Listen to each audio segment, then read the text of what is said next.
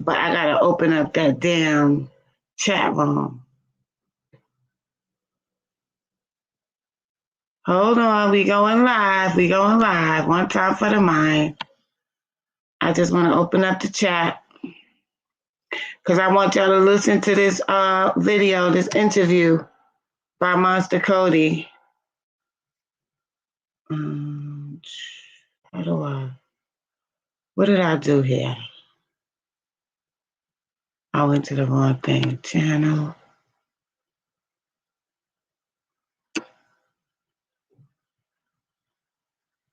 Okay. Now, edit. Sis, you there? And then, no, it's not made for kids. Save.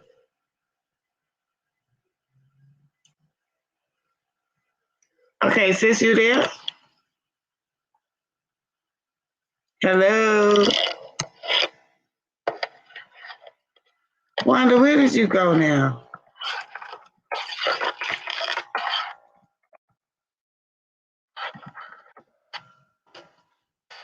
Okay, Wanda fell off, but Wanda's gonna pull up this video for me, this interview with Monster Kody. Sis, you there? I'm right here. And we're gonna pull up this video by Monster Kody, and we're gonna listen to what he had to say. I really felt what he said was very important and where we are now. So I'm gonna play this video and I'm gonna pause it. Wanda, when I tell you pause, we can talk about whatever it is, that topic that we might want to build on. Okay. Okay, so you can press play now if you want to. Okay. Some compare the biography of and Eldridge Cleaver's Story on Ice. He is handsome, bright, and articulate, but he won't be making the rounds of the talk shows or book parties.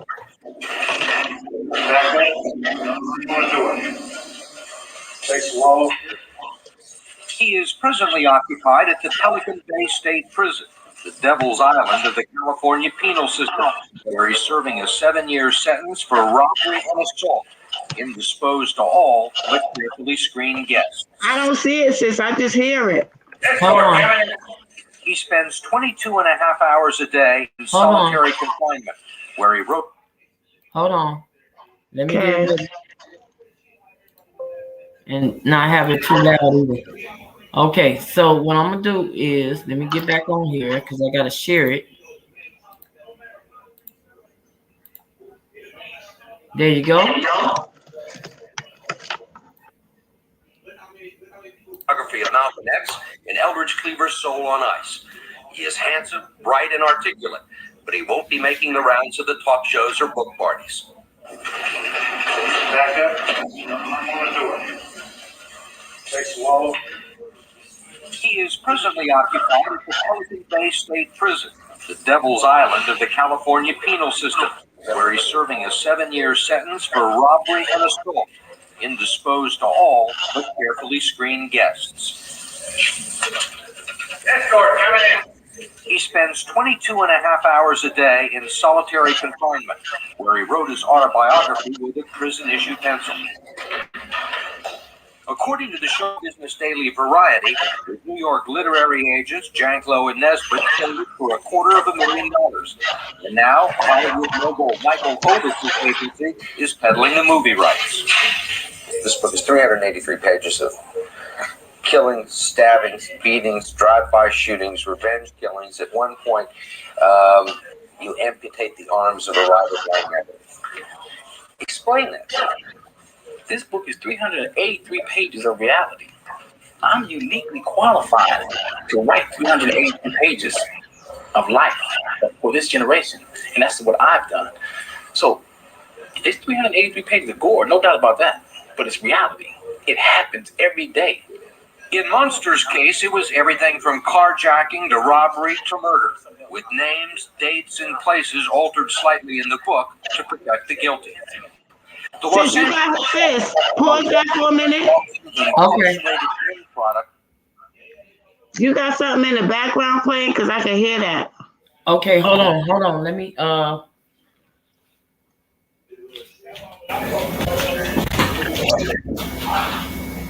Okay.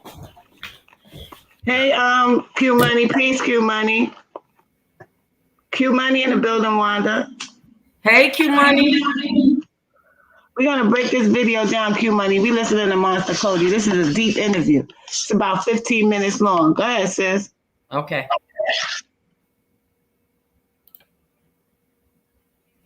Of America's assault on the black psyche. The New York Times praised the book as a raw and frightening portrait of gang life. Where I lived, we grew and died in dog years. Actually, some dogs outlived us. Where I lived, stepping on someone's shoe was a capital offense, punishable by death. The underlying factor that usually got you killed was the principle. The principle is respect, a linchpin critical to relations between all people, but magnified by 30 the ghettos and slums across America. Are you proud of these words? I'm proud of the words, yes. Not necessarily the deeds, but I'm proud of the words. What was your reaction when you saw the New York Times review? I kind of jumped around the field, you know. First time I've ever been recognized by a civilian for something other than aggression, naked aggression. Is that important to you to be recognized by civilian? This is not for recognition. It's the truth, you know. Somebody has to speak about it. Somebody has to say something. This was the center of Monster Kody's existence, one small violent part of Los Angeles, the corner of Florence and Normandy, where last year's riots broke out. He grew up just a few blocks from here, and this is the neighborhood where he made his reputation, with the A-Tray gangsters, a violent, predatory faction of the Crips, one battalion in the Los Angeles gang wars. He joined the Crips at age 11 on the day he graduated from the 6th grade. That night, he says he was given a shotgun, and for his initiation, he pumped 8 rounds into the ranks of a rival gang. Why would an 11-year-old want to carry a gun and go out and kill people? It was necessary. It was either I got with the power or the victim. Either you get with it or you don't. It's pressure, peer pressure. It's normal. And this is normality. There's no measuring stick for normality where we live. And so whatever happens to be the trend at that particular time, which was shooting people, was the normal thing to do. Pause that, sis. Pause that. Okay. He said the trend was shooting people, and you didn't want to be an outsider because you didn't want to be a victim. Exactly. That was very important what he said, because it's important to today what these kids is going through when they join these gangs and why they join these gangs. That's So most definitely. It's called survival. Survival, right. So if you listen to what he's saying, and this thing is really deep, it's only a few minutes left. Just listen to what he said. Go ahead, sis. I'm going to read you something that you wrote. My participation in the gangs came as second nature. To be in a gang in South Central when I joined, and it's still the case today, is the equivalent of growing up in Grosse Pointe, Michigan and going to college. Everyone does it. Everyone does it. And those who don't are considered weak. Because now we have a measuring stick. And the measuring stick is to be a gunfighter, to be a fighter. You know, that's the measuring stick of manhood in our community now, as was the case then. What did you like about the people that were in the Crips in your neighborhood? The power they seemed to wield. They had this allure. They were free. See, you had two classes. You had the victims and you had the assailants. And the assailants always seemed to be my heroes because they seemed to come away victorious every time. It would become his career, his calling, as he wrote in the book, not some awkward stage of his life, but a job. At 15, he was arrested for assault. A year later, he was shot 6 times in an ambush. He survived to become a general with the title OG, Original Gangster, a full-fledged ghetto star. Do you have any idea how many people you've killed? No, I don't even know. I wonder how many people I would love to.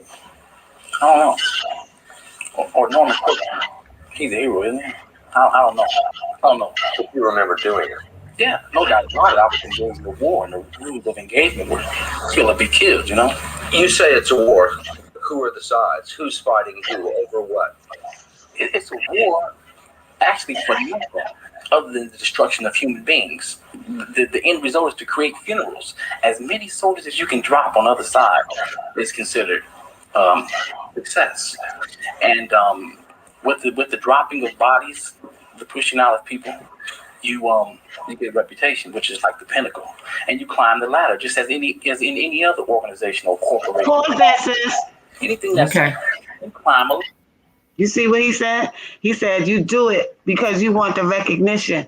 This is why these young boys be talking about the bodies that they have online, because they're trying to get up in the ranks. They're trying to become royalty in this gang membership thing. So this is something that I think that everybody should listen to. This interview by Monster Kody. It says Crip gang member Monster Kody full interview, and he's sitting there like this with this uniform. It's a very important interview. This man did this interview in 1993 before it went this far. And if we would have listened to what he was saying during this interview, it might not have went this far. Exactly. But a lot of them, like you said, want recognition, and they're trying to get, they want to be the next person in line of power. So that's what they do to get there, you know? Right. But you know what? He confirmed for me what I said when I was speaking on why young black men join gangs. He confirmed what I said in this interview. He said we join it because we rather deal with that than to deal with the rejection from society. He didn't say it in those words, but that's what he's gonna say. Go ahead and play it, sis. Okay. Thank you for your help too. You're welcome. That becomes your goal. To win respect. To win respect. Why respect? Because there's no objective respect coming from quote unquote society. So when you don't feel respect, you create what is respect to you. The lines at that. He had a lot more going for him than most of his peers. He was raised by his mother, Bertie Scott, in a modest but comfortable section of South Central Los Angeles. It doesn't fit the stereotype. I mean, it's nice lawns, people take care of their houses. It looks like a working class neighborhood. Yes. No drive-by shootings. No, never. His biological father, according to Bertie, is Dick Bass, the former NFL running back for the Los Angeles Rams. His godfather was Ray Charles, a family friend. I'd like to think that had I not had to work 2 jobs, I could have spent a little more time and maybe he would not have me. I'm a monster. Did you try and stop him? Of course. I tried everything. Cub Scouts, I went. Child guardians, everything that I could reach out and try and get a hold of just to get some help, some kind of help.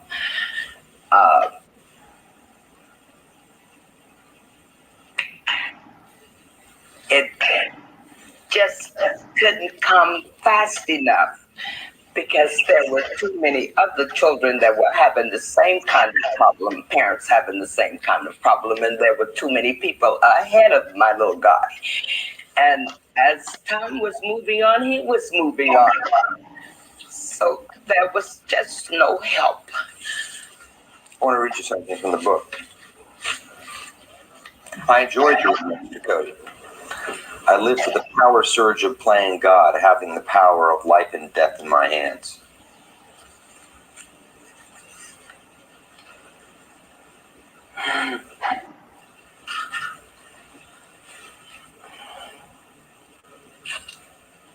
Wow. He obviously liked it. He did. And he was good at it. He was the kind of person, whatever he decided to do, he was going to do it well. He always wanted to do better than anyone else. Always. You don't have usual excuses. You didn't grow up in the projects. You had a very strong mother. Your biological father is Absent. an NFL football player.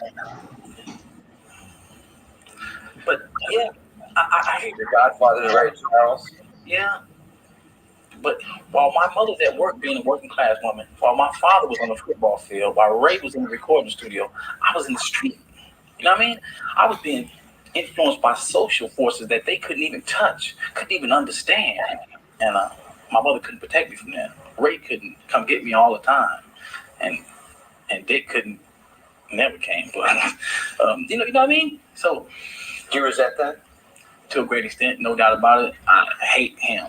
You know what I mean? I hate him because I think about what I could have been, you know? And I can't dig that, man. Running out of your kids, you know? Father thing, man. This hitting a nerve. I got something to say. That's just heavy. Yeah, look, sis.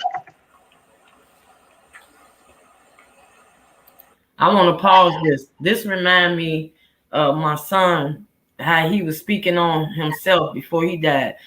Not having a father figure in your life can cause a lot of these type of things to go on in a kid's life. And he felt that he could have been better if his father was by his side more, like this here. I think 95% of our Black men feel that way, even if they don't know it deep down within them. They feel that rejection from their father, and that's where this begins. And you see the tears coming out his eyes. Yeah, that's why. He didn't mean to be the way he is. It was what life gave him, made him like this. You understand? Right. Yep. And if you look at the person that's interviewing him, it's like they're kind of like celebrating their accomplishment, because this was what these people that run the world, this is what their aim was, to create this. So to hear them, they're actually looking and talking to their creation. Go ahead, press play, sis. It's almost finished. Okay, and also to demeanor the person that they're interviewing, because also look at the smile on his face. It's just unforgivable, you know? Right. Crazy. Hold on. This is heavy. Would it have made a difference, do you think? Yeah, because I wouldn't have to go to the street to find the street people, you know? To find,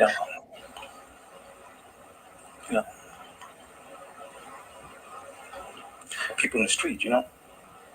He says he's put that life behind him. He's adopted the African name Sanyika Shakur, unifier of people, and now, through his writing, wants to help put an end to gang violence.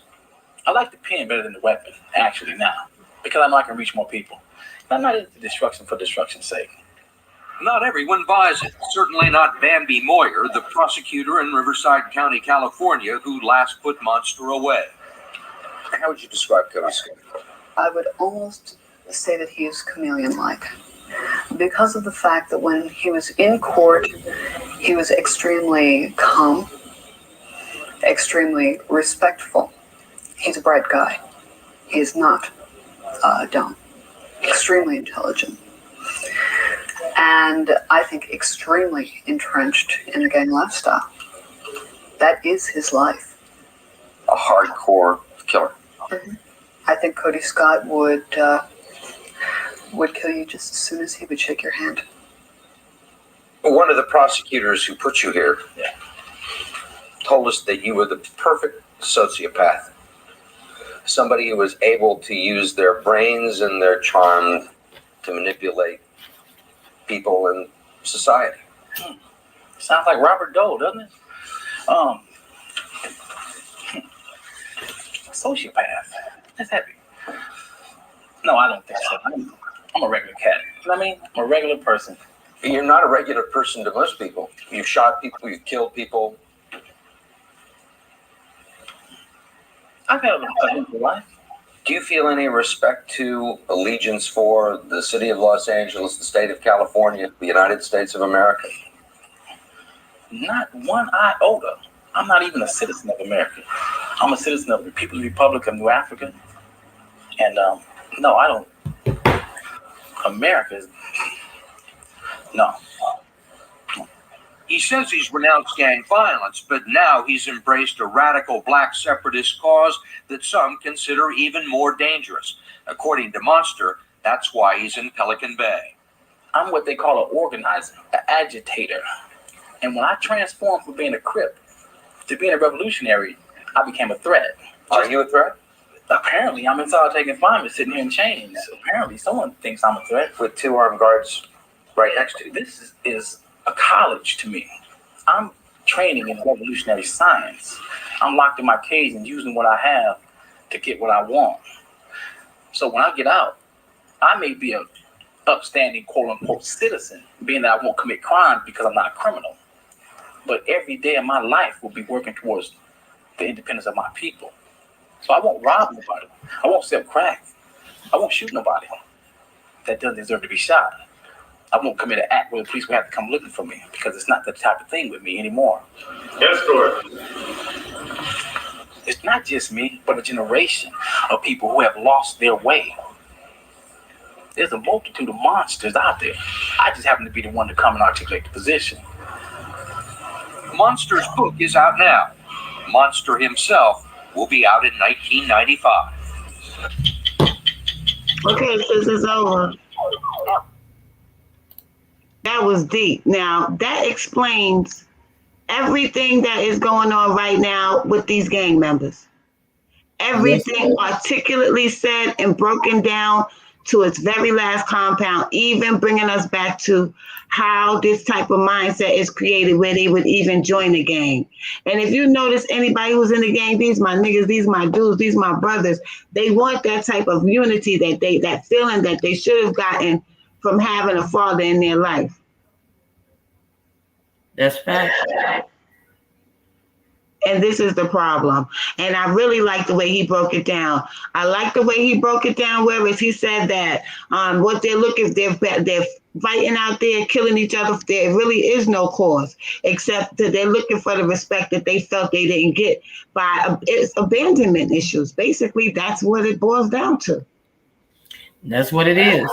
Because as I stated before, we all have kids, and the women that is raising their kids single parenting, doesn't matter if they had a father prior or before. And what matters is the father there all the time, at all times of things happening to them in their lives. That's what matters. Because like I stated before, I feel like my son had a little of that in him as well, and he had no fear in doing anything to anyone, and he was what he was. You know what I mean? I think that my son went through that too, because when his father was killed, his family did not contact me and tell me. They were in another state and I had just left there and came back to New York, and his family didn't tell me. But what happened was somebody in the street walked up to me while I was walking my son to school. He was 6 years old, and said, "Did you hear what happened to Baby Love?" That was what they called him. They said, "You heard what happened to Baby Love?" I said, "No, what happened?" And I just felt like she was getting ready to tell me he died, because I had not heard from him in like a day or two. And he called me every day. And she was like, she said, "He died." She said, "Baby Love is dead," right in front of my son. So when my son was at the wake, my son was fuming. It was like he was crying, but his fist was balled up. It was like smoke was coming out of his ears. He was angry. He was blowing and huffing and puffing with anger. And I think that anger never left him. And that's how he wound up getting in trouble, and he's doing time now. So well, that was something that, I'm sorry, let me just say this one more thing. That was something that these kids cannot express, because they feel these things, but they don't know what they're feeling, and it's hard for them to express it to their parents. That's a fact. Yeah, and it comes out in another way. That's true. That's true. Because I remember, a conversation I overheard with my son before he died. He actually had a conversation with his father, and he basically told him the reasons why he felt that he don't have a relationship with him. And it probably hurt his father for him telling him that, but it also hurted him too as well. And I told him, I think you should express the way you feel, because you're a grown man now. You don't need to be holding it and balling it up inside, because if you hold it and ball it up inside, you would take it out. You would use that anger and take it out in the wrong way. You're using it in the wrong way. So the best thing to do is to talk about it to the person directly who you have the anger towards. But they need that boost for them to do that. And I also found what was very important in this interview was when the mother was speaking, and she said she was working 2 and 3 jobs. Because I tend to see a lot of times when there's conversations. Huh? Sis, let them know that I can't comment because the comment is blocked. Okay, I will. I don't want to lose this thought. Okay. When it comes down to to people blaming either the mother or the father for the way a child turns out, like, oh, well, the mothers are to blame, they raising gay kids, and the fathers is this and this and the other. It's more than that. It's we have to learn how to, if we have children, PC banger. Wanda can't comment right now. She says she's not looking at the chat, but she sees the comments. When you're looking at a family structure, this is what makes a family structure so important, because that mother being there and that father being there is what creates that child and programs that child. And it completes something that can't be completed when one parent is not there. You might luck up and find a good stepmother or a good stepfather that could step in and fill that void, but there's nothing like the natural mother and father. And that importance to us as a people has been taken away. So this is why we are seeing these children. It's not just how they attacked us with the crack and all of that. That was a part of it. And I think my generation dropped the ball. But also, what is the most important thing that is missing from us as a people is family structure and respect. Yes, And exactly right.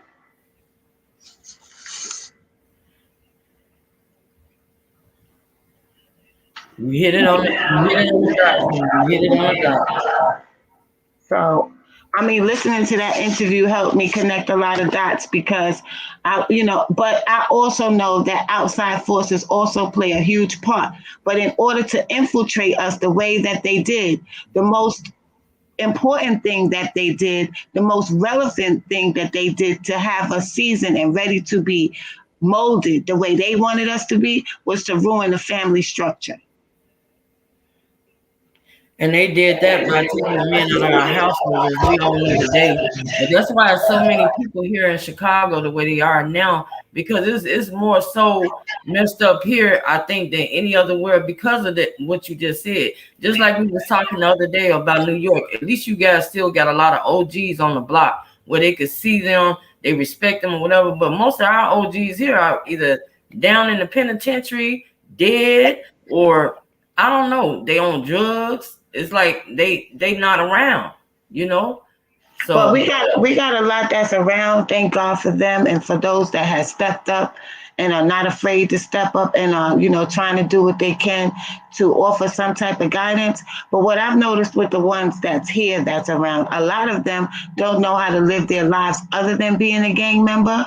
And so they teaching the young ones how to be gang members and how to be in the gang life, instead of teaching them that I did that and it messed my life up. You know what I'm saying? So we need more of those type of men to step up too. And another part that plays is them effeminating and emasculating our men the way that they have, because they're not, I mean, let me give you a perfect example of a masculine father that we had for an image. And that was James Evans from Good Times. From Good Times, yeah.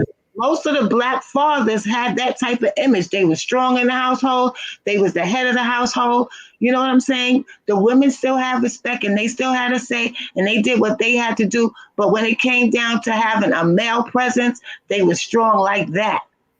And that's missing now. The father's not home. The father's out chasing chicks, hanging out with his boys. You know what I'm saying? There's not much participation and importance put on family life as a result of the images that they give us on television. And even though we may not realize that we follow that, most of us do. We follow the status quo. And that's sad. And you see how the guy had the facial expression? I really didn't like the way he was looking, because to them it's like a game. To us it's like survival. So when they look at us with that smile on their face, to me that shows the evil in their hearts that they have. Well, it's more than them thinking it's just a game. They know exactly what was done to create this type of mindset. So what you're looking at when he has that smirk on his face is the plans that were made has worked. That's deeper than you know what I'm saying? Yes, it is. A game, because they didn't only do this to black people. When I was in college, I took a very interesting course, and the course was the history of blacks in Brooklyn. And in that in that, I learned that we weren't the first people that was taken. We had our own land. We wasn't living on in these neighborhoods, in these cities, or nothing like that. We wasn't living. We was living in rural areas. It was the Irish and the Jews that when they first started coming over here, and they were treated like that. So they started that experiment with them. The only thing is they let them get out of it. They let them become politicians. They let them become men and decide to change the way they were going to be and how they were going to live their lives. With us, they step on our necks. They don't let us go but so far. And it's not only because of them, it's because of us too. That's true. But I really feel like it's all a design. It's all a design on how our lives supposed to be from the get-go anyway. So no matter what way we think, how we should have, how we could be, they already had a plan how they want us to be. And but it doesn't matter because see, when people say that, it sounds like they think like slaves. You know what? Let me say this one thing. Go ahead. We don't have to be the way they want us to be. That is the problem. That's we follow the status quo. We don't have to. We need to rediscover what's best for the future, and that's our children, and stop thinking of ourselves so that we could see a light at the end of the tunnel when it comes to the future. Forget what they said we should do. That's true. I agree that we need to rearrange our minds, because I talk about that in a lot of my videos. But let me explain something to you. I had a video, and I need to find that video too. It's about this African girl that lives here in America. She's African American like me, right? Okay. She was born over there. Well, no, she was born here, but she said the only way she see this changing is if we leave, because it's not going to change no matter what you do. Is you can get it out of your head. It's not going to never change. I don't care what you do, unless we come together, like someone said, and we get like an army. All of us come together like an army, and we but put we don't our have to do all that. See, this is the problem. We don't have to do all this physical shit. No, now, it ain't about physical. Wait a minute. I'm gonna bring this up from yesterday. I want to build on this one, because yesterday I've been talking about frequency and stuff for a minute now on my channel. And I didn't know how to articulate that to y'all in physical form where I could say, see, look at this. Now, yesterday I was doing a video on Sanyika Shakur, aka Monster Kody. And when I was doing that video, in the middle of me speaking on him being found in a tent and talking about how fit his body was, there was a voice that came in my video. And that voice, there was no one in the house with me, and I was the only one on the panel. So that voice was a voice coming from beyond. So when we get on this internet, we are open up to certain frequency using the Wi-Fi and everything. It's like tuning into a radio station. And whatever frequency we was on yesterday, when I was speaking on this, I ran into his frequency where he was on. So he was able to articulate something in that video. If you go back and listen to it, maybe one of y'all could figure out what he said. But it sounded to me like he said, I wasn't found dead in no tent by myself. So there is another part of life that we're not understanding and we have access to that we're not tapping into. And that's what we need to understand. It's not just about the physical. We are blessed children. We are made in the image of God. We don't have to do all that war shit and fighting shit. All we got to do is about face in our mind, and we'll flick this place like a switch. That's right. But what I was talking about, it wasn't physical. We need to come together as an army. What I mean, in a sense, we need to create laws. We need to put our foot down and really this is what y'all don't understand. Ain't gonna do it. Talking about it ain't gonna do it. Y'all live too much in the physical. No. Everything that starts, fuck their laws, because their laws is not the laws we're supposed to be following. We're not even supposed to be involved in their law process because we have our own laws. These laws here is their laws. It's their system that we live it under. What we need to do is remove ourselves from that system and go back to the system we were supposed to be living under in the first place. We are not going to change their system. Their system will never change. While we're thinking like that, it's still their world. So how will we go about it? It's not their world. It's not their world. This is what I'm trying to explain to y'all. It's not their world, it's our world. It's only working for them like this because we participate in it. If we wasn't participating in it and giving them all our power and giving them all of us, all of our mindset, acting like them, thinking like them, doing what they want us to do, they wouldn't have no system. True. So what we need to learn is the importance and the job that we play in this world. We are the battery. That's why in the movie The Matrix, this man, the ones that was teaching was the black man and the black woman. Y'all got to pay attention to these things because they have to tell you the truth when they do these movies, and they do be telling the truth. But y'all just think y'all looking at a story that somebody wrote and it's a movie. But in that movie, in order to teach Neo who he was, he had to go to the black woman in the hood, and he had to go to Morpheus, who was a black man. And in the billboards for that movie, he was holding a battery, an Energizer battery, a Duracell battery. That Duracell battery is us. It's carbon. Carbon is melanin. So if people don't understand the codes that these people use, you're looking at this from a perspective from the top, but you're not reaching deeper. It's like when you're trying to read a book and you know how to read, but you're just reading the book, but you're not getting the details. So you don't understand what the book is saying. That's true. I know. But they taught us to be like that.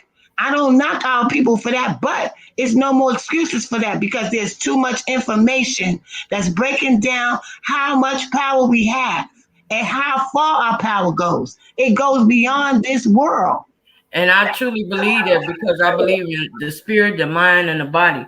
On what I spoke about on our old ways of how we should have our religion, our old religion, so to speak. But the thing is, a lot of people, as you know, they not really into that. They so stuck on the Roman Catholic ways on how they believe in the Father, the Son, and the Holy Ghost. When in reality, we are the Son people, like we were speaking about in the video. We are the spirit, the mind, and the body. That's how we supposed to, like how you were speaking now. You get into your third eye, and you know your spirit tells you this, your spirit tells you that.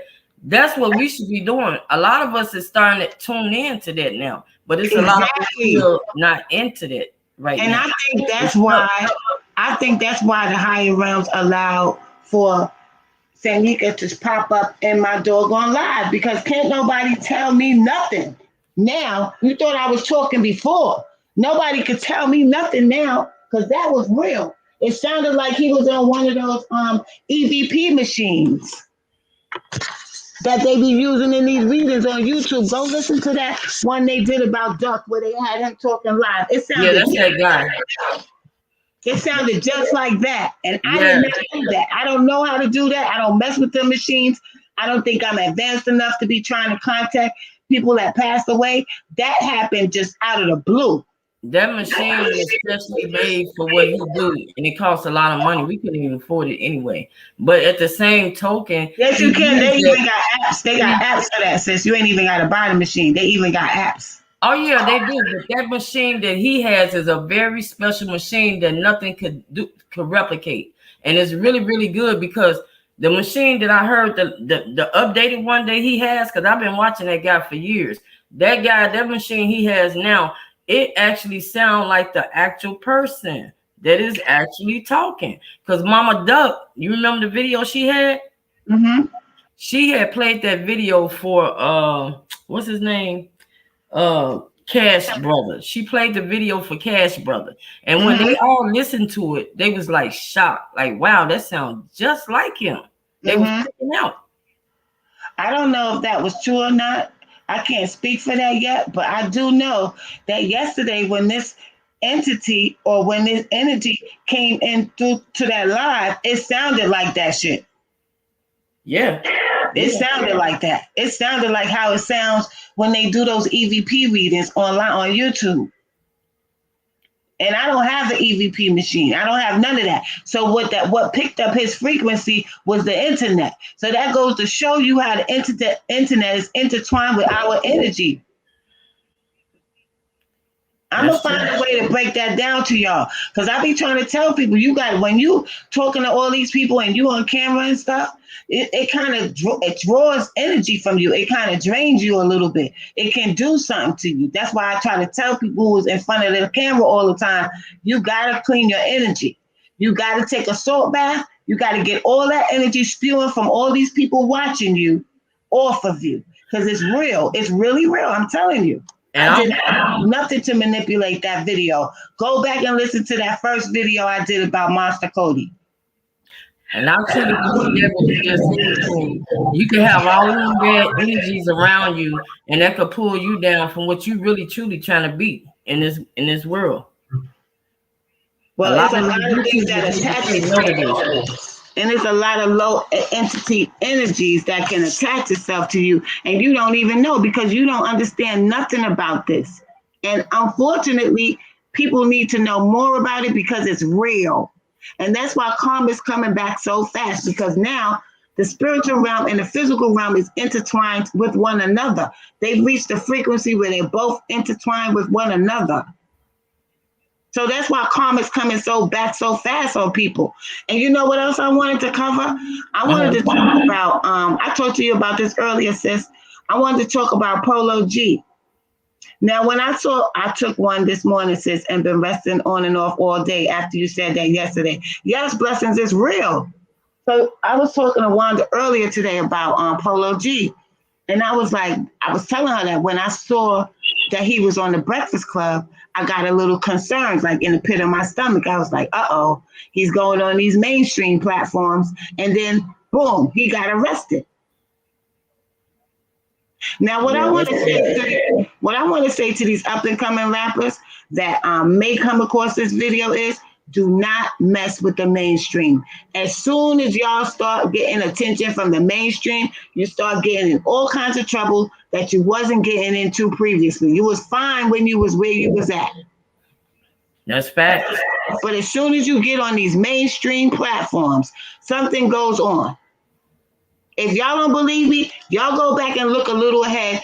Before Pooh Shiesty started messing with Dirk and did that video in the O, I wasn't hearing none of these stories about Pooh Shiesty unless I wasn't paying attention. Now, all of a sudden, Pooh Shiesty, every other day, there's a headline about him. And now he's locked up. But you know what, though? It's all because we have so many energies. We have so many people on here with different energies and stuff. It's bound to happen. It's bound. But you can protect yourself. But if you don't believe that can be done to you, you're not going to be concerned enough to protect yourself. That's true. That's true. So what I be trying to tell people is, whether you believe it or not, it exists. So you might as well just go with the flow and protect yourself to some degree, or it's going to affect you one way or another. You wondering why your life is crazy, or things ain't going the way you wanted to, or you feel in a certain mood, you're tired all the time. Those are psychic attacks. Yes, it is. Draining you. And if you're not tuned in, like you said, and meditating, you have to meditate and actually, be like my mom said, before she get up in the morning, she meditate, and it does something for her for the rest of the day. Because how you start your day is how you end your day. So if you start your day negative, your day gonna end negative. If you started positive, it's gonna end positive. You have that type of power within your mind. And that's what they did not want to tell us. That's what they didn't teach us in school about science. I used to tell my son about karma all the time. He went to school one day and he came home with the book open. He was like, Ma, he was like, look, karma's in my science book. I said, gee, you think I was telling you that for no reason? It's natural. It happens. It's not something somebody made up or wishes upon another person. Karma is natural. It's like a frisbee. Whatever type of energy you're giving off, it's going to come right back to you. And karma is not stopped. It comes right away. It comes right away now, like I was saying earlier. Before, it used to take a while to come. But now that the physical realm and the spiritual realm has now intertwined with one another, it comes way back faster. Yes. It comes faster. So you got all these energies we're dealing with. You got all of these negative energies trying to attack us because they don't want us to wake up and know who we are. And you got us attacking each other And I want everybody to know out there, we all have a gift. Everyone has a gift, but you have to tune in to what your gift is really about. So in order to do that, you have to meditate. You have to really get into your mind, your body, and your soul. It's kind of like in the 7 chakras. You have to really tune in to your third eye that way in order to receive your gift, to know your gift on what you have. And when she says third eye, she means that instinct within you where you did something, you bet on this game, or you gave somebody some money, and you think about it later and you say, damn, my father was telling me I shouldn't have did that. I knew I shouldn't have did that. That's your intuition. That's your third eye. It knows more than you. You walk around with something within you that knows more than you know on a conscious level. Subconsciously, your mind knows that. It's 3 parts of the mind. One is to think about it, one is to begin the manifestation of it, and the other is to carry it out. That's true. And this is something that they do not teach us in school. And this is why they use all this symbolism and stuff on TV and keep showing us certain images, because they program us in the subconscious mind. So anything in the subconscious that's put there is going to manifest itself. That's nature. That's the land. And that's called law of attraction.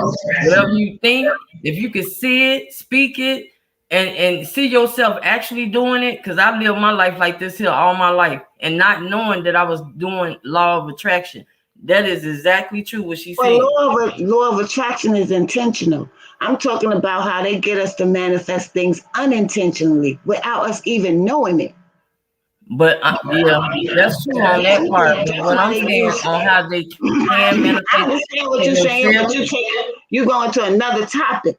When you're dealing with someone programming you subconsciously without you knowing it, it's a form of hypnotism. When you're dealing with law of attraction, it's something you intentionally set for yourself. You intentionally want that. You've been wishing for that. You've been thinking on that.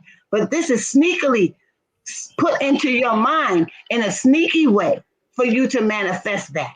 You talking about like in a way like the Disney Channel. When they have the Disney Channel, that's a perfect example. When they showing the kids these Disney channels and stuff like that, yeah, that's what you're talking about. That's what I'm talking about. That part. I'm talking about programming. I'm talking that's about a part of programming. Disney Channel. The Disney Channel is programming these kids. The music videos, stuff like that. Yep. The music itself, the frequency that the music is on, all of that stuff. But see, since we don't know about that, it's easy for them to use those weapons against us. And then we always want to see things tangible, where we could touch it, prove it, touch it, prove it, touch it. No, that's some things that other people can't prove to you. It has to be something that you want to know on your own, and then it appears to you. I opened myself up to this because I felt like something was wrong. And when I did, that's when all the answers just started coming down on me, where I couldn't deny it. And I could connect it to other things that happened in my life that I couldn't explain. And you know where that comes from, Queen? The spirit. That's a part of the spirit, the mind, and the body. You just went back to the old way of what we should be doing anyway. Right. Because that's how we operate. That's how we function. That's how we're supposed to be functioning. We don't understand how we function. We don't understand that we have more than 5 sensories. We have more than 5 sensors. We have at least 360 sensors. That's right. So it's really, really, I mean, I wish I could write a book. I wish I was really technically savvy to really explain all of this to y'all. But I took a lot of years. I took like 10, 11 years, and I was watching different things.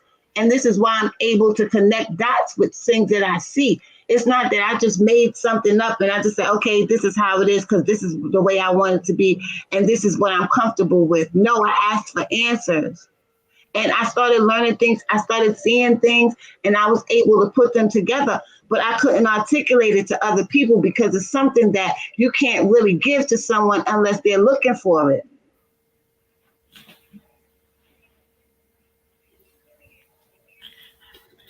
That's deep.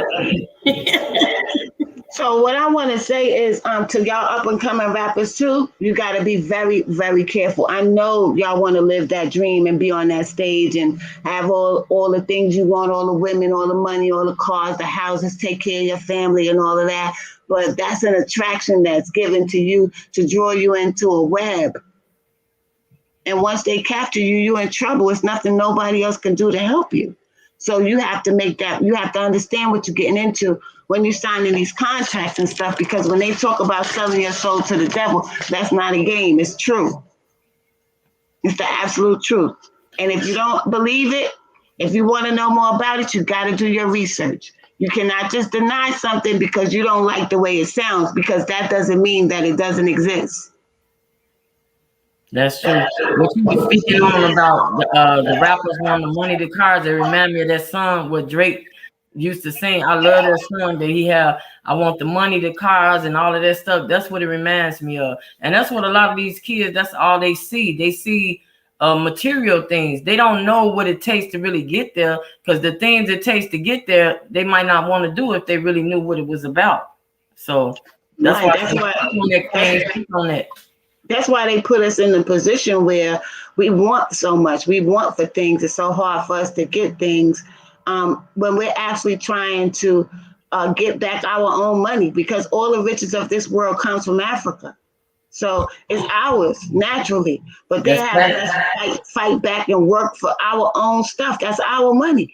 It's like they took all our stuff and put a little bit in the center of the floor, and they got us like Pavlov's dog.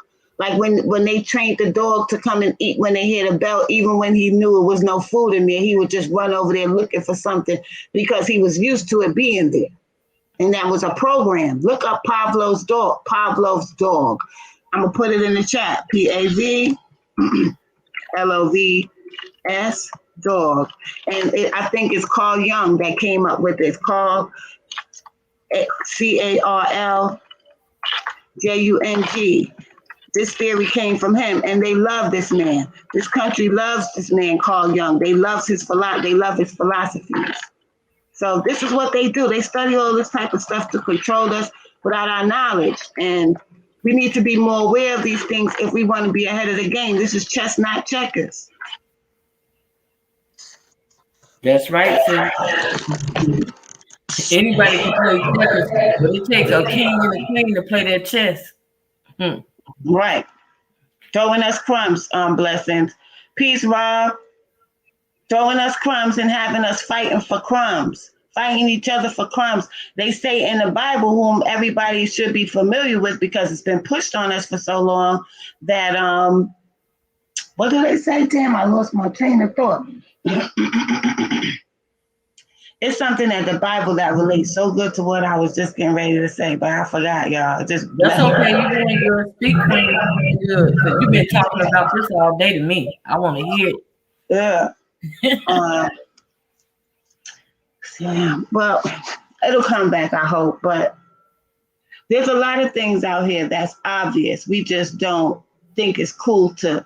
It hasn't been made a cool thing to do because they put a term on it, because they knew that we were going to be waking up one day and we were going to be able to decipher all these things and try to teach others about it. So a certain amount of us was going to do this. And they named it conspiracy theory. That's why they made that movie. They always plan things in advance.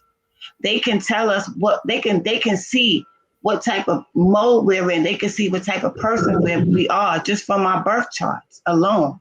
If you call me or you hit me up and you tell me the time of your birth and you tell me your birthday, I can pull up your whole birth chart and tell you about your personality just from astrology alone. And I truly believe in astrology. Trust me, if I send it to you and you read it, you're going to tell me it's you. Guess what? They can tell me they sign and I can tell them about them. Yeah. I don't have to know the birthday. I've always been into that astrology and stuff. And I know one when I see one. Like I knew you was a Pisces. When me and you first got together, I just knew you was a Pisces. I knew that you was a Pisces. And we clicked. But see, all Pisces don't get along. All Virgos don't get along. All Libras don't get along. You got the good and the bad. I'm the good. She's the good. So it's a difference between them signs on that good and bad too. You know, just because you the same sign don't mean you're gonna get along. It has to have some type of connection between it. Yes, honey, it's really, really deep. When I tell y'all that we're connected to the universe, I'm not telling y'all that because it sounds good. I did a lot of research, and we are connected to the universe. So, tell them about that reading you gave me. That reading you out. Well, you don't have to tell the whole thing, but just give a little subliminal, message on it or whatever. Well, I gave Wanda a reading about something that transpired with one of her sons. And while I was pulling out the cards, hey, November, while I was pulling out the cards to see if I could do this reading, because I'm pretty fairly new with this, the cards fell out my hand. And I said, okay, I'm going to stick with these cards since they fell out my hand. And I laid the cards out, and it told me the whole story about her son. No, he knocked the cards out of her hand.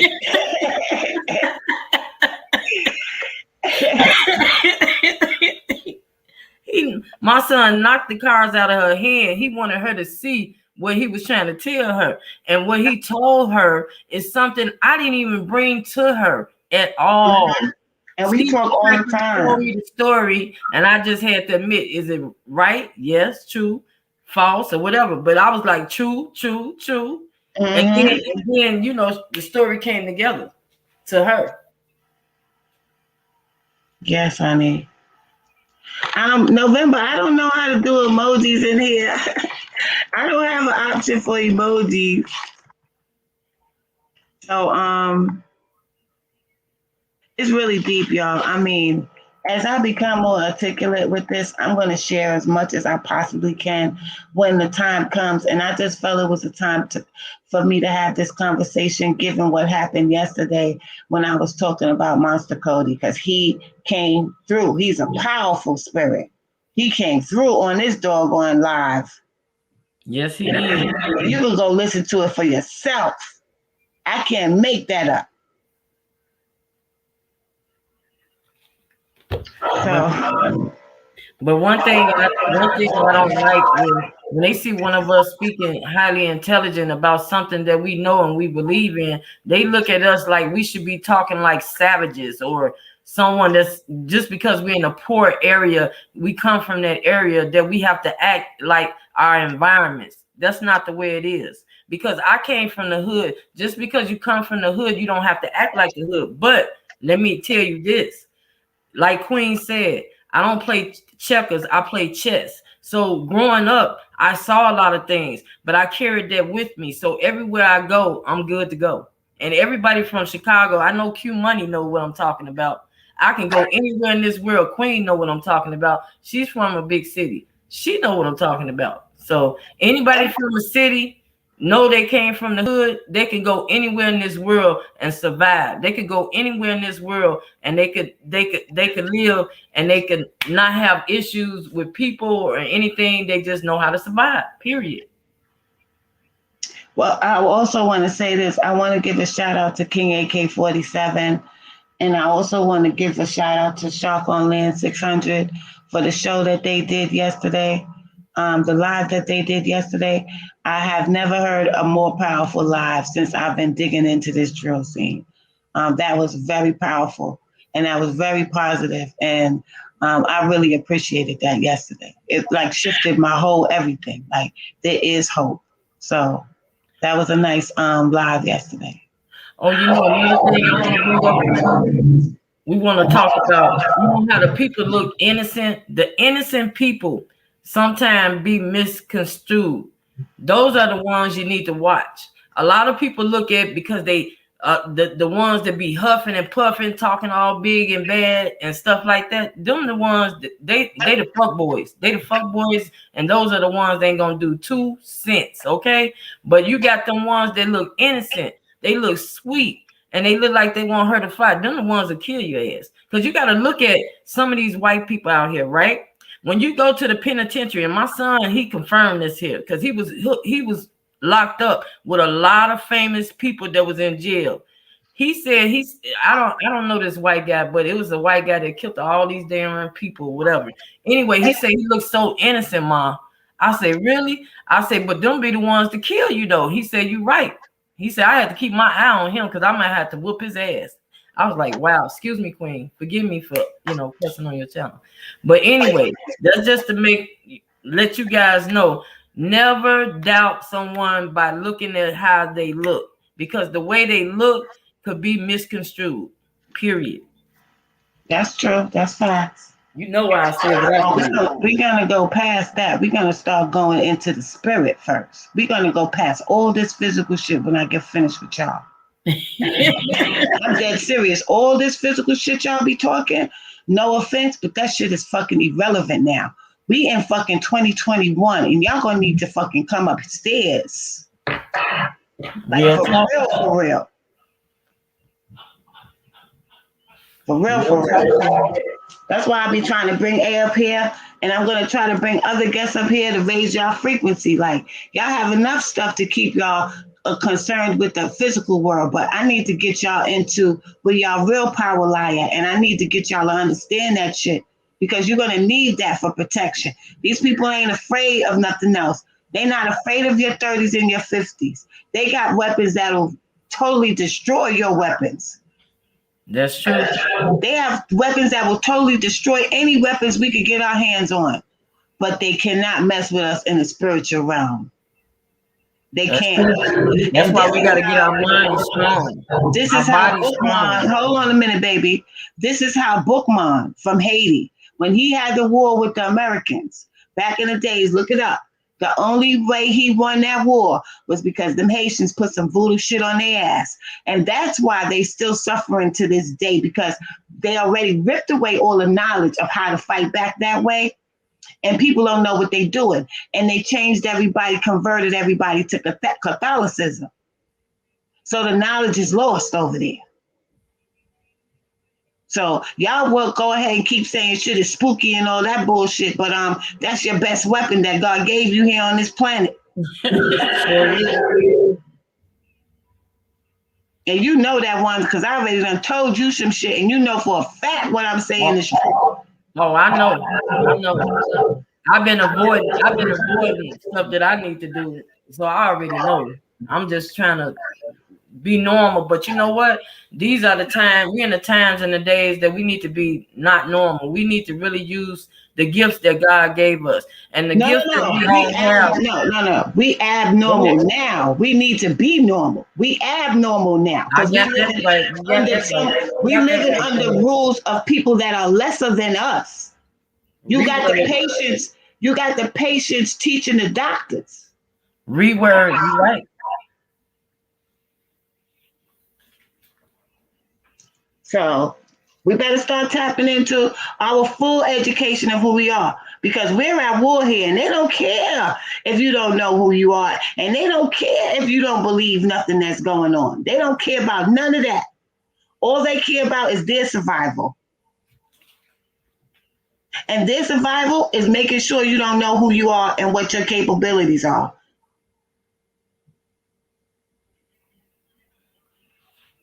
Because that's the only way they're going to win.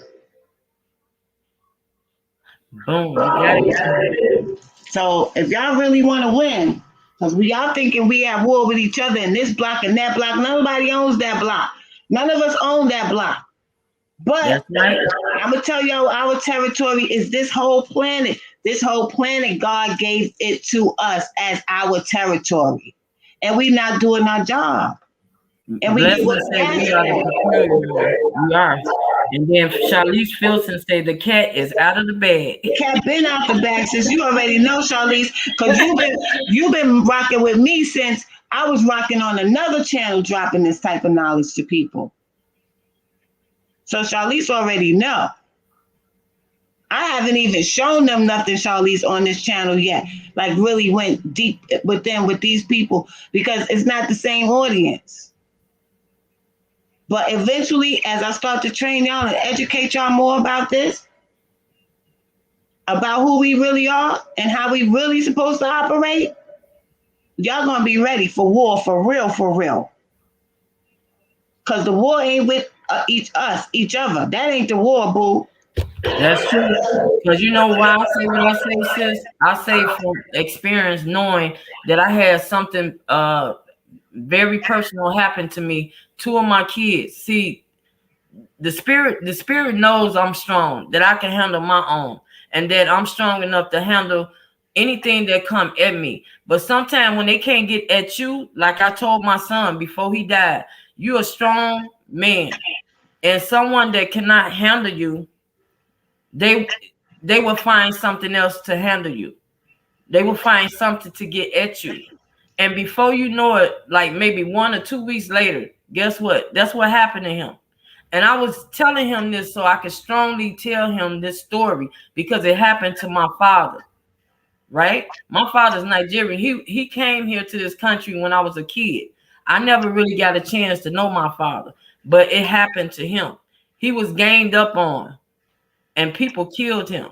And that's the same thing what happened to my son. And I saw it in my son.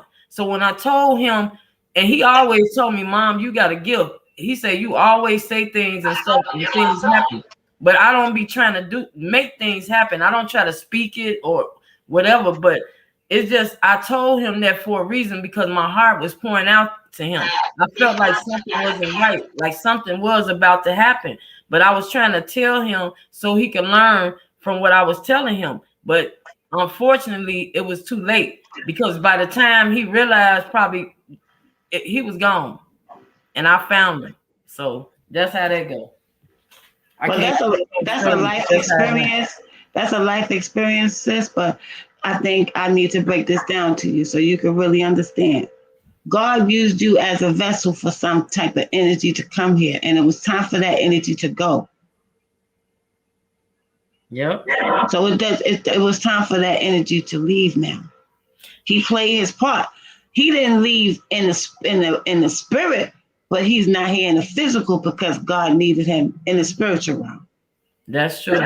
He needed him back there.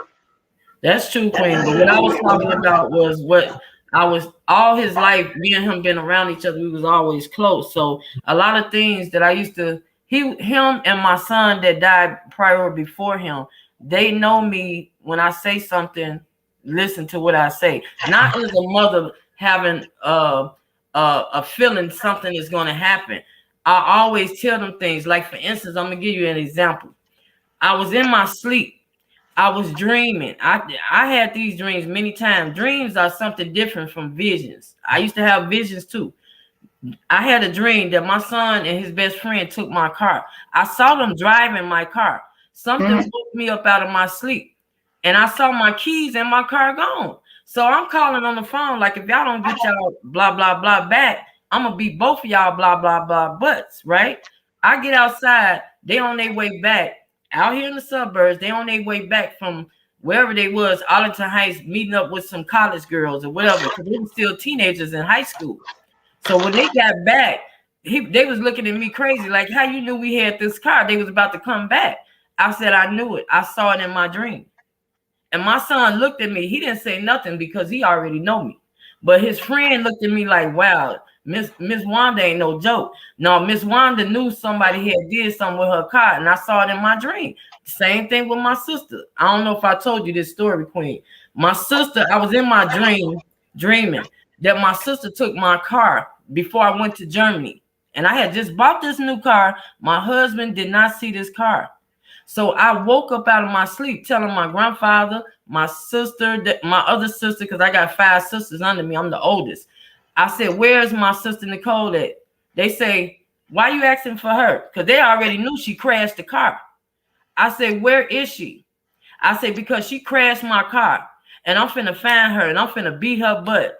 I look over the banister, because, you know, we was in the hood. So I'm looking over the banister. The car is crashed into the, what you call it, the fire hydrant. And she got out the car and ran. That's what I mean by that's spooky.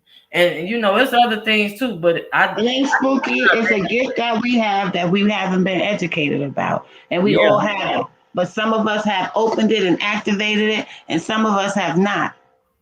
because we shut it down ourselves by saying it doesn't exist. Some people be out here making it look phony as hell. And that's why most people think it doesn't exist, and I don't blame them. But me, I know from internally. I know, I could feel it. I know when something is real and when something's not. If I decide to look at it. So it's too many things that happened in my childhood that it cannot be explained. I'm going to give y'all one thing that happened to me when I was grown. And y'all going to swear to God I'm lying. But I'm going to tell y'all. There was a blackout here in 2003. I used to work in the city in Midtown. I used to work for these people, and I had my own office. I had ceiling lights in that office. And I was in the office by myself. And usually I have to stay for 3 hours late on some days because the executives used to come and have late meetings, and I used to take the minutes of these meetings. So I would if I get off at 4, I would have to stay till like 7, and I go home at 8, right? So this particular day, the weather was breaking. It was nice outside. I didn't want to be in the office waiting for no 3 hours. So for like a half an hour, 45 minutes, I just kept saying, I hope something happened. I don't have to stay here. I don't want to be here. I don't want to be here. I don't want to be here. I hope something happened. I hope something happened. I'm looking up at the ceiling lights after saying this like 100 times. And the light started flickering in the ceiling. And I was like, I didn't even think about it why the lights was flickering. Like, oh shit, the lights is flickering. I didn't even think like that, y'all. I just said, good. I hope all the lights go off. And the light said, boom, all the lights went off in the building. Yeah, that's then when I went downstairs, I ain't finished. When I went downstairs, all the fucking lights was off in New York City. Wow. So we're walking across the 59th Street Bridge because we have to go home. No trains was running, no buses was running.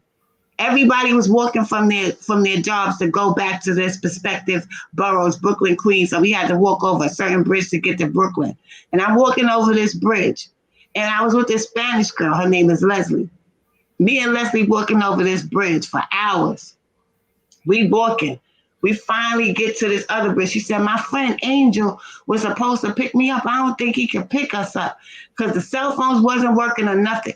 Don't you know when we got to the edge of that bridge, that phone rang, and who it was? It Angel. And he, goddamn it, if he wasn't an angel that day. Okay? This is not coincidence that those lights went off. And when I told somebody that was teaching me like a little about spirituality, his name is Brother Panic. I don't know if y'all ever heard of him before, but he's all over the internet. He used to run with Bobby Hemming. But when I told Panic what happened, Panic was like, oh shit. And Panic, like nothing shocks him because he knows so many things that happen. He's so well versed in this. But when I told him that, he was like, oh shit. I said, yes, all the lights went off. And I'm walking home thinking, did you do this? Because I sat there for a half an hour hoping something would happen. That's deep. So when I tell y'all we are connected, we got connections, I'm not joking. I could tell y'all a lot of other stories, but I'm going to save some of these stories because I'm going to break it when it's befitting for a conversation, I'll bring it up. But this is why I believe in certain things. Not because I'm spooky or scary. No, it's some shit that happened in my life that I can relate to. It could only be God. It could only be something bigger and greater than me and this world. So. Now, Queen, when you got a gift, you got a gift. And you have to share that. You have to share that gift with people to help them. And that's what you're doing. I don't only have this gift, all of us have it. But no, I was willing to accept it. I was willing to say, okay, it's got to be something other than this where we at. And there's a lot of celebrities that you guys think are the shit because of their talent, but it ain't because of their talent that they are where they are. It's because they know some secrets that they not sharing with us. That's true. That's I just gave one of my homegirls a secret because some people was harassing her at her job, and that shit worked. They ain't harassing her no more. And it wasn't nothing bad. Well, I know my manager is not messing with me.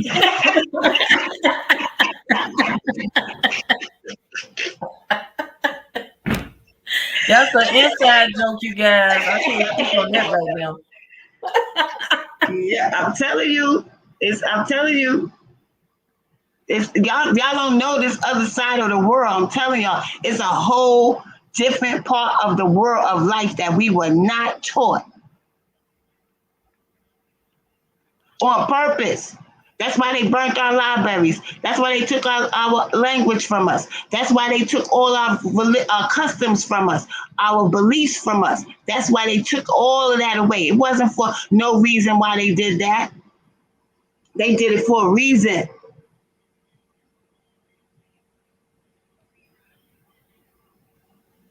And I knew I was on to something when I was listening to Muhammad Ali. I was listening to Michael Jackson. Michael Jackson, when he started really putting things together, because they had him in that industry for years since he was a child, and they were doing all kinds of things to Michael Jackson. I'm not even going to speak on that. One day I'm going to give y'all the PDF for this book that y'all can read. It's free online. You read that book, you'll find out what they did to Michael. But he told it in his song. They don't like us. I know that, but he went to Harlem and he did a speech and he was saying how the history books is lying about us and they not telling the truth about who we are. And then he said, let's put that, I want y'all to listen to me and I want you to put that in your subconscious mind and let's do something about it. Michael Jackson ain't say that for no reason. He know what he's talking about. He knew exactly what he was talking about. He didn't say, oh, we got to get together and go march and make no laws. No, that's not what he said. He said, put it in your subconscious mind and let's do something about it. Because he understood who we were. That's why he did the video, Remember the Time, as depicting us as Egyptians with no white people in it. And he used MK Ultra, the system they used to program people, in reverse. That's why he kept repeating, remember, remember. He wasn't talking about no remember the time with no woman. He kept saying remember because he wanted you to remember the time when you was kings and queens.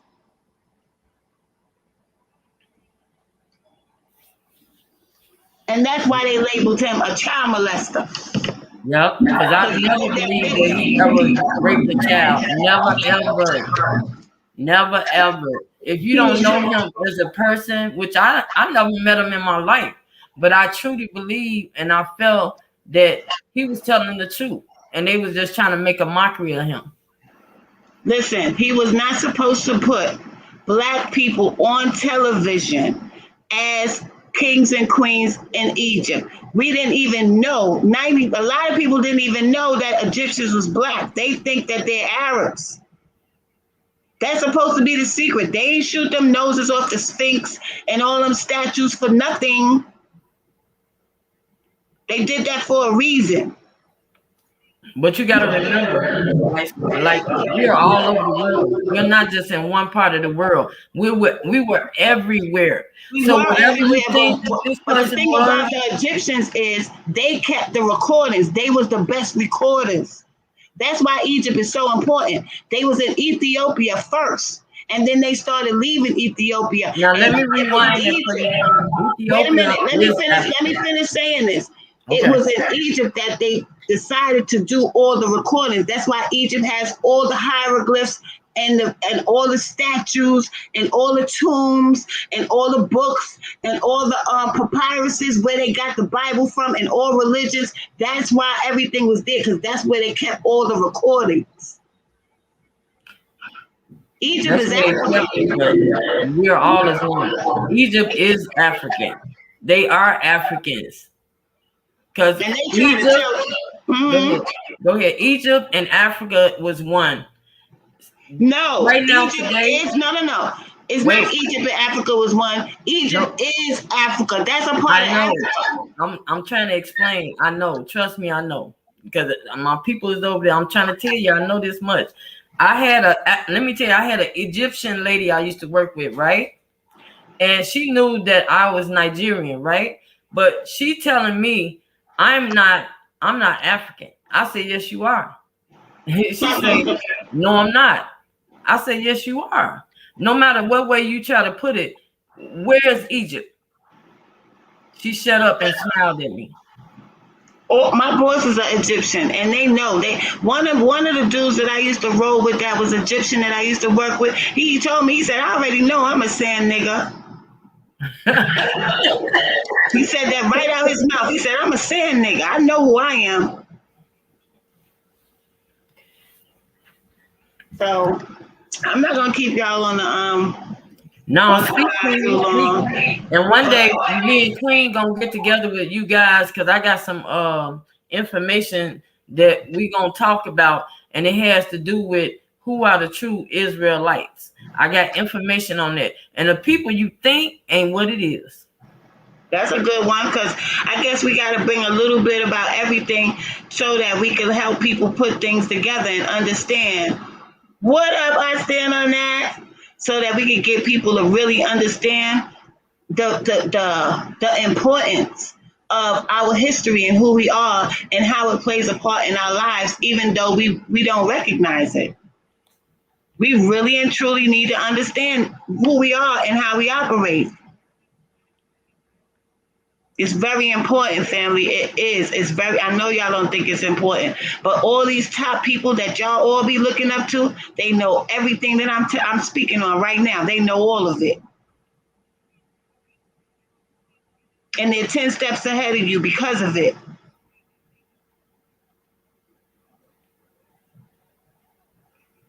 Well, the Statue of Liberty was originally to celebrate the freedom of Black Americans. But it looks like a man to me. I don't know. I think it was a double entendre with that statue, what it represents. Right. So there's so many lies. I know the flat earth thing and all of that. I know there's so many things. I haven't even gotten into. It's very important. I stand on that. It's very important. That's what I wanted to say from the that came from the Bible. It says our people suffer from lack of knowledge, and that is the absolute truth, and that's in the Bible. And when they speak of our people, all those characters in the Bible, those people were Black people. There was no other race when all of that was happening. We was the only race on earth. At one point, we was. And that's why they did that movie Lucy. If y'all remember when they did that movie Lucy, and they had that white girl play this woman, prior to them doing that movie, they also had spread all over the news that they found the bones of a woman that was 1,000,000 years old, and that the first woman on earth was a Black woman. Do y'all remember that? Yeah. Right? They called her Lucy. They called her Lucy. And then right after that, they put a white woman on TV that they did that. Y'all watch that movie, Lucy. She was a woman that had learned how to use 100% of her brain, and she was wrecking shit. Watch the movie. Oh, yeah. But they couldn't show it to you as a Black woman. They couldn't show you Neo to be a Black man because that's too much programming that would make us probably trigger us to remember. So they put these characters on television and they make them another race. But back in the days, when they used to try to make Egyptian movies and say that the main, like King Tut was white and have a white actor play them, those older actors back in the days, they didn't go for that. They was like, nope, you ain't doing that. Because they know some things that y'all don't know. Oh yeah, they always know everything because we was hidden. Things was hidden from us centuries and centuries ago, from the time that they brought us over here. And it's other things too. A lot of facts that we think is facts is this whole world is a lie. Because I have so many things that I want to talk about. What you think ain't what it is. Like we was told that we had a curse. No. No, if you want to believe that, you could be stuck in that realm thinking that, but no. Well, they tell us these things because they have to make sure we don't have no real sense of pride of who we are, because that way we're easily manipulated and controlled. So everything is basically about controlling us and controlling our mindset, because we are the ones that create things. When God says we are made in the creation of the Most High, when they tell us that part is the truth. We are the manifestations in creation. We have the same abilities. He gave us the same capabilities, but we are manifesting the wrong things. That's facts. Facts. So we give our power away to them to fill their agenda, and so things could be how they want it to be, so they can function and maneuver here and look like they the winners. But they only the winners because we have lack of knowledge, and we giving it to them. But one thing I can say, I'm noticing a lot of people who go to church are starting to get awoke now. Because the people I used to go to church with, you couldn't tell them nothing.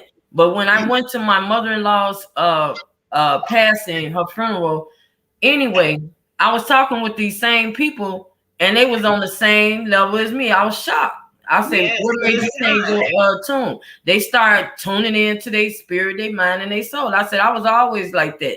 But you guys weren't listening back then because y'all was so stuck into y'all Father, Son, and the Holy Ghost. Because we was taught that way. We was taught that patriarchal system that leaves out the feminine energy, because that way there's no balance. See, they know what they're doing. They know that the world operates with the feminine and masculine energy. And that spills out to the physical, why we're lacking in so many areas, because they've split us up. We're not working together as a team no more. So it's deep. They have went deep in the bag to make sure that they have us vulnerable to these type of attacks that they do and division tactics that they use. That's true. And you know, when you can divide a people, it's easily to persuade them to do anything. Persuade them to do anything. And I saw that firsthand with my kids. Before my son died, I'm gonna go back again. All of mine is experience. It's easy for the devil to come walking in and break up a home. It's very easy. That's why you have to set that foundation in your households and make sure your kids are strong and your kids are one. Because if you can't do that, anyone could come in and break that up, and boom, things can happen. That's facts. I can tell you that. Yeah, so guys, I just wanted to pop in and really go in about that Monster Kody appearance in my life. You know what I'm saying? And break that down to y'all, because we can tap into certain frequencies, just like radio's AM, FM. We could tap into PM, and that's post-mortem. We could tap into that too. That's a part of the abilities our melanin gives us, even whether we like it or not. So I just wanted to say, what I needed to say on that. Wanda, you got any closeouts? Shout out to the chat, Charlize, blessings. Shout out to I Stand On That for stopping by, King. Shout out to Q Money. Thank you for stopping by, King. Shout out to who else stopped by? I gotta go back up here. What's his name, sis, that we be rocking with? Dex, what's his name? Shout out to Nicolette. Shout out to Nick. And everyone else that I missed, shout out to y'all. Thank you for stopping by. Thank you, November 2. Thank you, Queen, for stopping by. Thank you, Charlize, and blessings. I really appreciate it. And I hope this broadcast resonates with somebody and they learned something new from us today. Wanda, that's it? You done, sis? I'm done. I'm on here supporting you, Queen. You doing good. All right. Much love, y'all. I got to take it down because I got to go to this corporate office tomorrow. So, peace and love. Love all you kings and queens. Thanks for stopping by. Peace and love.